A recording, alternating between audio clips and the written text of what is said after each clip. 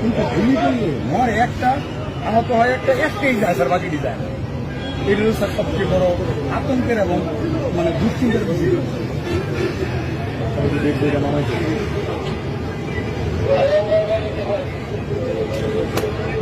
মোটা মোটা কোমরের বেল্ট ছিল আর নিচে প্যান্ট ছিল, পুলিশ হয়ে মোটর সাইকেল দেখে ব্যাগে কাপড় রয়েছে, একটু কারণে স্যার না।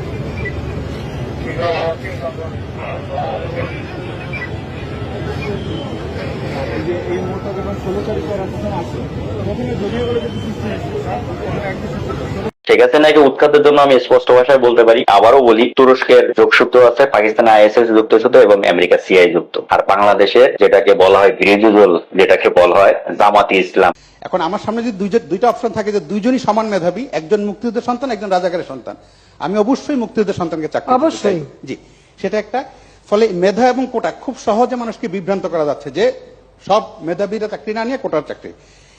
আপনাকে খুবই ধন্যবাদ যে আপনারা গত 10-12 দিন ধরে আন্দোলন হচ্ছে, আপনারা অসীম ধৈর্যের সাথে আন্দোলন মোকাবেলা করছেন, এবং যারা আন্দোলন করছে আমি তারা সংক্ষুব্ধ, চাকরি না পেয়ে বঞ্চিত, তাদের ক্ষোভের সাথে আমার খুবই একমত। তাদেরকে পিছনে কি অন্য কেউ ইন্ধন জুগিয়ে ভুল বুঝিয়ে বিভ্রান্ত করে মুক্তিযুদ্ধের মুখোমুখি করার জন্য করছে কিনা, আমার আপনার কাছে আবেদন থাকবে যে আপনারা যেই ধৈর্য দেখিয়ে যাচ্ছেন সেটা দেখিয়ে তাদের সাথে যদি কোনোভাবে তাদেরকে বুঝিয়ে শুনিয়ে, আগামী 7ই আগস্ট পর্যন্ত কিছু করার নেই, কারণ সেদিন আপিল বিভাগে শুনানি হবে, তারপর আপিল বিভাগের রায়ের পরে হয়তো নির্বাহী বিভাগ কি করবে না করবে, ততদিন অন্তত তারা যাতে বুঝতে পারে সেটা আপনি